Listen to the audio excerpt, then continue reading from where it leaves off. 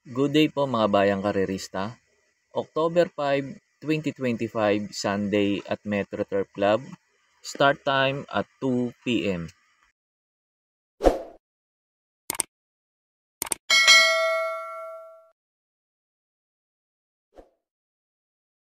Start na po tayo, race number 1. Pampremera ko dito yung numero G's, full combat order.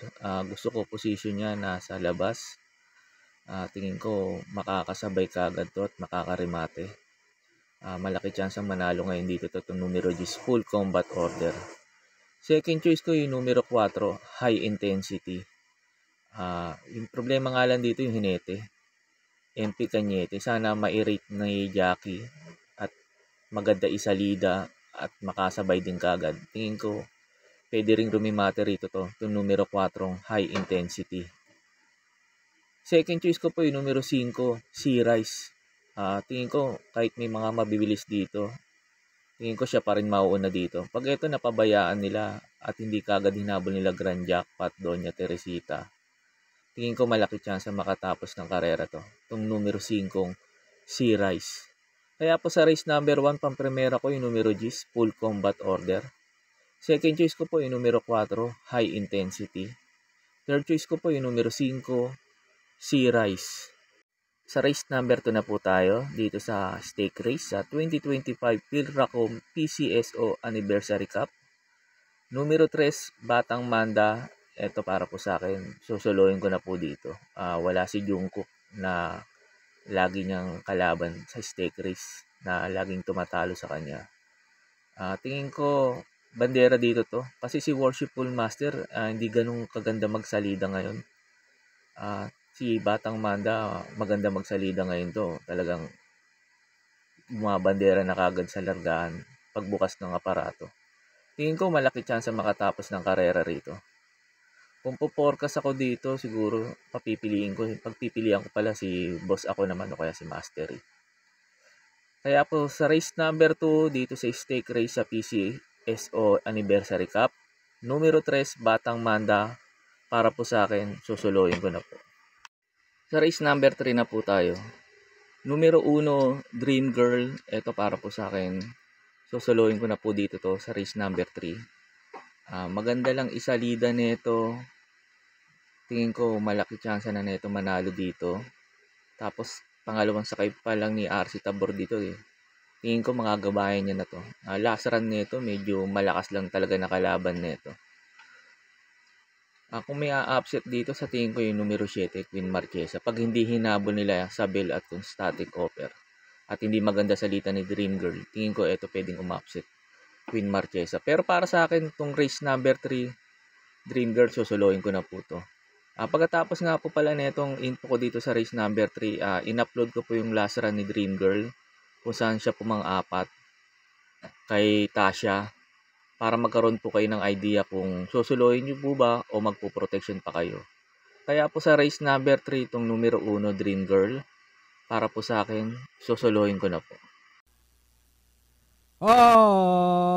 Horses out aces, Grumble for front position, moving up Madre Taberna, Tasha, Carmel Slob. This old heart of mine comes next, running by the release. Hey Jojo, Tasha, Madre Taberna, hey Jojo. This old heart of mine is running by the rela. Tasha, the leader by Hapalang, on the outside, Madre Taberna, hey Jojo in third. Neper Yuri on the outside, four together in fifth, Carmela Slob. This old heart of mine, Cat Bell, and Dream Girl is running up the tail of the field. Still Tasha, Madre Taberna still in second. Hey Jojo, now coming closer down our inside third. Neper Yuri in fourth, Carmela's Love. This old heart of mine. Still Tasha, hey Jojo, Madre Taberna, this old heart of mine. Neper Yuri also coming closer in fifth. Then comes Carmela's Love. But still Tasha, Madre Taberna, Neper Yuri on the outside. Still Tasha, Madre Taberna, Neper Yuri. This old heart of mine in the middle portion is Hey Jojo down on the inside. But Tasha still in front. This old heart of mine, Hey Jojo. And then still Tasha by about 2 lengths. Hey Jojo is still in second on the outside. But still Tasha, Hey Jojo, this old heart of mine. Tasha by about 3 lengths. And finally, Tasha. Second is Hey Jojo close. This old heart of mine, Dream Girl, Madre Taberna.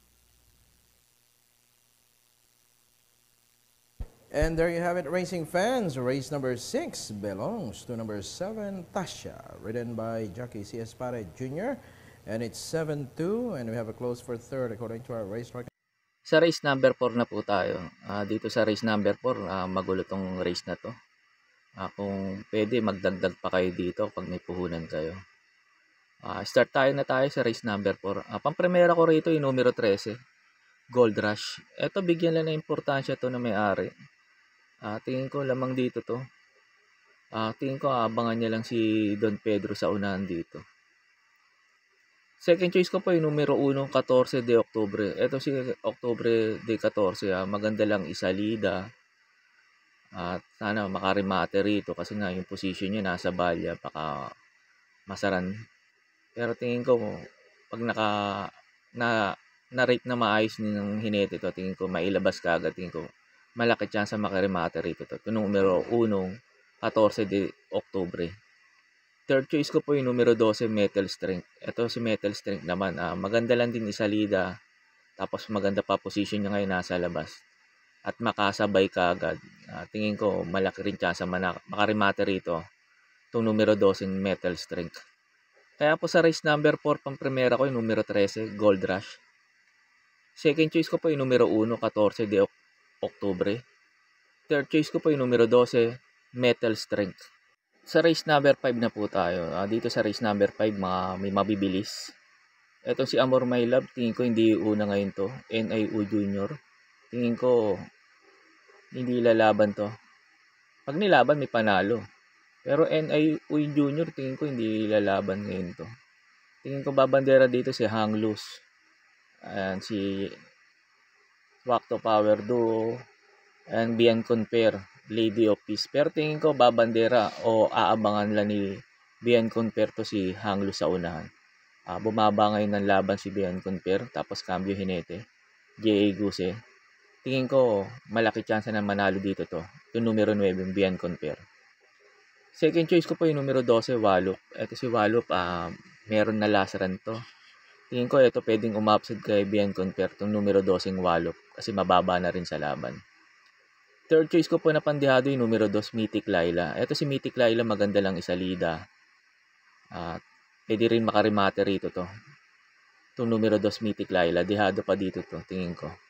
Kaya po sa race number 5, pang-primera ko yung numero 9, Bian Conper. Second choice ko po yung numero 12, Walop. Third choice ko na pandihado yung numero 2, Mythic Laila. Sa race number 6 na po tayo.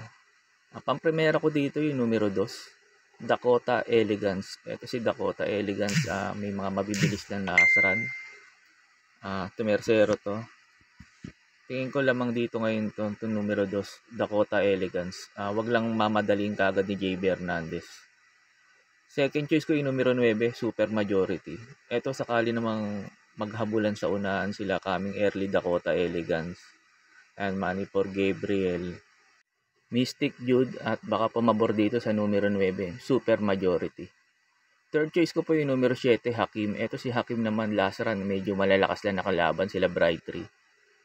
Tingin ko bumaba ng laban. Tingin ko may panalo na rin dito to. Itong numero 7, Hakim. Kaya po sa race number 6, pang-primera ko yung numero 2, Dakota Elegance. Second choice ko po yung numero 9. Ito dihado pa yan, Super Majority. Tapos third choice ko yung numero 7, Hakim. Sa last race na po tayo sa race number 7. Bago nga po pala ako magbigay ng info ko dito sa last race, makikiusap ulit po sana ako sa inyo na sana po mag-subscribe po kayo sa YouTube channel ko at pakitap na rin po yung notification bell para updated kayo tuwing mag-upload ako ng mga infos at videos ko po dito. Arnel Racing Tips, maraming salamat po.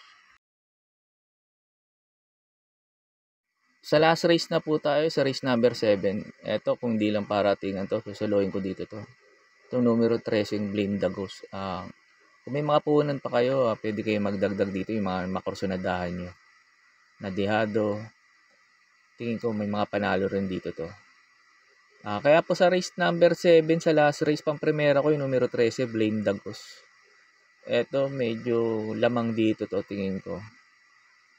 Wala na kasing gaano magagandang preba ngayon na pwede ka agad kumpara sa preba niya.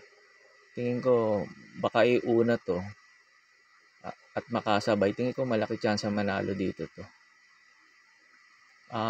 Pang-protection ko yung numero 14, Step Bell. Sakaling hindi maganda yung takbo ni Blame the Ghost. Etong pang-protection ko yung numero 14, Step Bell. Kasi ang ganda position niya eh. Baka iuna o isabay o kaya i-remate ni J.A. Goose ito. Tingin ko ito pwedeng umapsit kay Blame the Ghost dito. Kung may mga puhunan pa ulit kayo, pwede kayo magdagdag dito ng mga kursunada nyo. Lalo na't mga dihado. Kaya po sa last race, pang-primera ko yung numero 13, Blame the Ghost. Pang-protection ko po yung numero 14, Step Bell. Yun lang po, and good luck and happy racing po mga bayang karerista. Pagkatapos nga po pala nito yung mga pa-shoutout nyo po. Shoutout po sa inyo, Sir Israel Joya. Sir Israel Joya, shoutout po sa inyo at maraming salamat po. May pa-shoutout po si Sir Ramon Carpio. Pinapa-shoutout niya lagi yung kumpare niyang si Tirso Espiel. Shoutout po sa inyo, Sir Tirso Espiel at Ramon Carpio. Shoutout po sa inyong dalawa at maraming salamat po. Shoutout po sa inyo, Sir Manuel Tandes. Sir Manuel Tandes, shoutout po sa iyo at maraming salamat po.